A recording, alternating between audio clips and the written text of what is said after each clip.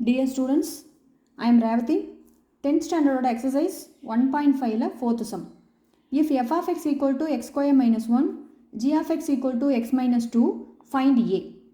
If g not f of a equal to 1, அதாவது function வந்து எக்ஸில் கொடுத்துட்டாங்க, ஆனால் ப்ரூவ் பண்ண சொல்லி கொடுக்கக்கூடிய வேல்யூஸில் வந்து ஏன்னு கொடுத்துருக்காங்க. அப்போ எக்ஸோடதை வந்து ஏன்னு வேல்யூக்கு நம்ம மாற்றிட்டு ஈக்குவல் 1 வச்சோம் அப்படின்னா ஏ வேல்யூவை ஃபைண்ட் அவுட் பண்ணிடலாம். அப்போது சொல்யூஷனில் given f of x equal to x square minus 1, g of x equal to x minus 2. first நம்ம g naught f of x find out பண்ணிடலாம்.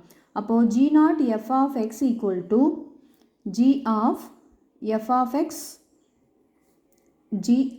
f of x ஓட வேல்யூ x square minus 1. இப்போ இந்த x square minus 1 கொண்டு போய் g of x இருக்கக்கூடிய x வேல்யூவில் substitute பண்ணும்போது x square minus 1 minus 2. அப்போது ஃபைனலாக கிடைக்கிற ஆன்சர் x ஸ்கொயர், இது ரெண்டையும் ஆட் பண்ணால் -3. அப்போ இதுதான் என்னது g naught f ஓட வேல்யூ. அப்போ g naught f ஓட வேல்யூ x ஸ்கொயர் -3 இருக்கும்போது இந்த xக்கு பதிலாக a வேல்யூ சப்ஸ்டியூட் பண்ணும்போது g naught f of a value என்னன்னு சொல்லி கொடுத்துருக்காங்க, 1ன்னு சொல்லி கொடுத்துருக்காங்க. அப்போது இது அப்படியே ஏவா சேஞ்ச் பண்ணும்போது a square -3 equal to 1, then a square equal to -3 வந்து ரைட் ஹேண்ட் சைடு போனால் +3 ஆயிரும். Then a square equal to 4, then a equal to √4, then a equal to √4 எடுக்கும்போது plus or minus 2.